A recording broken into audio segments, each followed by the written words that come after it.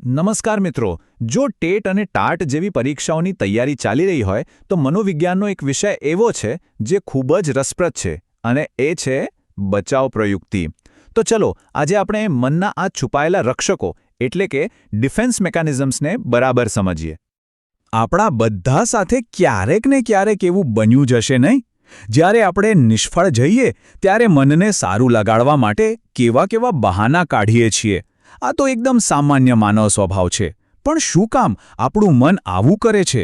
મનોવિજ્ઞાનમાં આ જ વર્તનને બચાવ પ્રયુક્તિ કહેવાય છે અને આજે આપણે એને જ ઊંડાણથી સમજવાના છીએ. તો શરૂ કરીએ આજના વિશ્લેષણના મુખ્ય વિષયથી. આ બચાવ પ્રયુક્તિઓ છે શું? એને આપણા મનનું એક અદૃશ્ય બખ્તર પણ કહી શકાય. જુઓ, સાવ સાદા શબ્દોમાં કહીએ તો અહમ એટલે શું? એ છે આપણી પોતાની ઓળખ, આપણો સેલ્ફ રિસ્પેક્ટ. હવે જ્યારે આ અહમને ક્યાંક ઠેસ પહોંચે, કોઈ આપણું અપમાન કરે કે આપણે નિષ્ફળ જઈએ, ત્યારે આપણું મન છે ને એ આપણને દુઃખથી બચાવવા માટે ઓટોમેટિકલી અમુક યુક્તિઓ વાપરે છે. અને સૌથી મોટી વાત એ છે કે આ બધું અજાગૃત રીતે થાય છે. એટલે કે આપણને ખબર પણ નથી પડતી કે આપણું મન આવું કંઈક કરી રહ્યું છે. પણ સવાલ એ છે કે આ વિચાર આવ્યો ક્યાંથી? આટલો ઊંડો વિચાર કોણે કર્યો હશે? ચાલો આ સિદ્ધાંતના મૂળ સુધી જઈએ અને એની પાછળના મહાન મનોવૈજ્ઞાનિકને મળીએ. અને એનું નામ છે સિગમન્ડ ફ્રોઇડ. મનોવિજ્ઞાનની દુનિયાનું બહુ મોટું નામ. હવે પરીક્ષા માટે આ નામ યાદ રાખવું જરૂરી છે, તો એના માટે એક મજેદાર ટ્રીક છે. જે માણસ ફ્રોડ હોય એ હંમેશા પોતાનો બચાવ કરવા બહાના કાઢે, બરાબર? તો બસ ફ્રોડ પરથી ફ્રોઇડ યાદ રાખી લેવાનું. એટલે જ સિગમન્ડ ફ્રોઇડને બચાવ પ્રયુક્તિઓના પિતા કહેવાય છે. ફ્રોઇડનો મુખ્ય સિદ્ધાંત હતો અચેતન મન એટલે કે અનકોન્શિયસ માઇન્ડ. એમના મતે આપણું મન એક બરફના પહાડ જેવું છે. જે થોડોક ભાગ પાણીની ઉપર દેખાય છે એ આપણો જાગૃત મન છે, પણ જે વિશાળ ભાગ પાણીની નીચે છુપાયેલો છે એ છે અચેતન મન.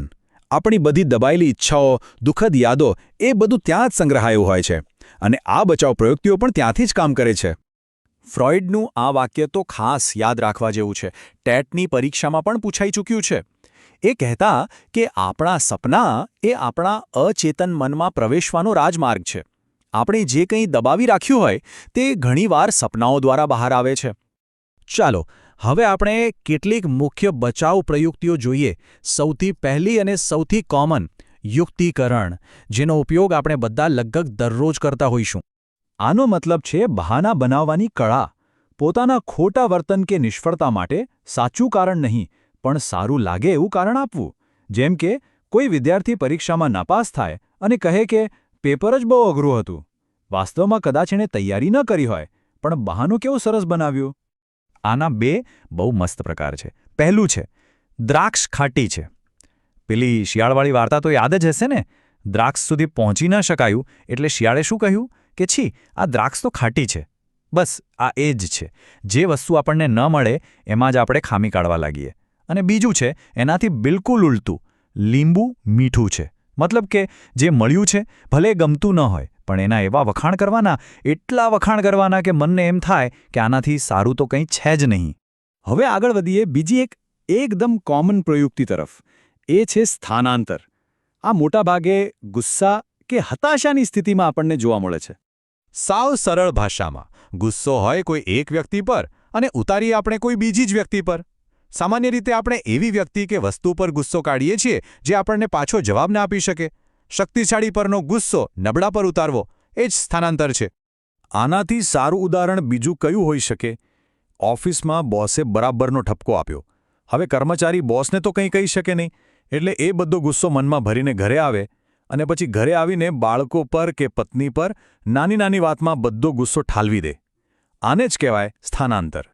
સારું, તો હવે પરીક્ષા માટે અગત્યની હોય એવી કેટલીક બીજી બચાવ પ્રયુક્તિઓ પર એકદમ ફટાફટ નજર ફેરવી લઈએ. પહેલું છે પ્રક્ષેપણ. આમાં વ્યક્તિ પોતાની જે ખામીઓ હોય, પોતાના જે ખરાબ વિચારો હોય એ બીજામાં જોવા લાગે છે. ટૂંકમાં પોતાના દોષનો ટોપલો બીજા પર ઢોળી દેવો. પેલી કહેવત છે ને, ચોરને સૌ ચોર દેખાય, અથવા જેને કમળો હોય તેને બધું પીળું જ દેખાય. બસ આ એ જ છે. પછી આવે છે પરાગતિ. પરાગતિ એટલે ભૂતકાળમાં પાછા જવું. જ્યારે કોઈ મોટી ઉંમરની વ્યક્તિ તણાવમાં આવે ત્યારે બાળકો જેવું વર્તન કરવા લાગે. જેમ કે અંગૂઠો ચૂસવો, અથવા નવી સગાઈ થઈ હોય અને કોઈ છોકરી તોતડું બોલીને વાત કરે તો એ પરાગતિનું જ ઉદાહરણ છે. અને હવે આવે છે ઉદ્દવીકરણ. આ પ્રયુક્તિ બીજી બધી પ્રયુક્તિઓ કરતાં એકદમ અલગ અને ખૂબ જ ખાસ છે. ઉદ્દવીકરણની સૌથી મોટી ખાસિયત એ છે કે આ એકમાત્ર પોઝિટિવ એટલે કે હકારાત્મક બચાવ પ્રયુક્તિ છે. આ પ્રયુક્તિમાં વ્યક્તિ પોતાની નકારાત્મક લાગણીઓ જેમ કે ગુસ્સો કે વાસના એને કોઈ સારા અને રચનાત્મક કામમાં વાળી દે છે. દાખલા તરીકે કોઈ અત્યંત ગુસ્સાવાળો વ્યક્તિ હોય અને એ સેનામાં જોડાઈને દેશ માટે શૌર્ય બતાવે, અથવા પ્રેમમાં નિષ્ફળ ગયેલો કોઈ યુવાન એક મહાન કવિ કે શાયર બની જાય. આ શ્રેષ્ઠ પ્રકારની બચાવ પ્રયુક્તિ છે. ચાલો, તો અત્યાર સુધી આપણે જે પણ સમજ્યા એ બધામાંથી પરીક્ષા માટે જે સૌથી કામના મુદ્દા છે એને એકસાથે જોઈ લઈએ, એકદમ ટૂંકમાં. તો પરીક્ષા માટે આ 4 દસ્તુઓ મગજમાં ફિટ કરી લેવાની છે.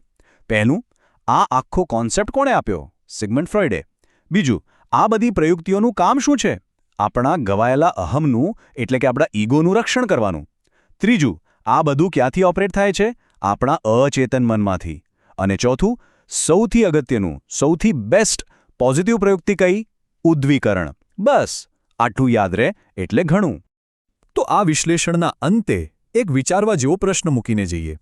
આપણે આપણા મનના આ બખ્તરને તો સમજી લીધું, તો શું આપણે આખી જિંદગી ફક્ત બહાના બનાવીને પોતાનો બચાવ જ કરતા રહીશું? કે પછી આ સમજનો ઉપયોગ કરીને પોતાની ખામીઓને સ્વીકારી એનો સામનો કરી વધુ મજબૂત બનીશું? આ વિચાર સાથે જ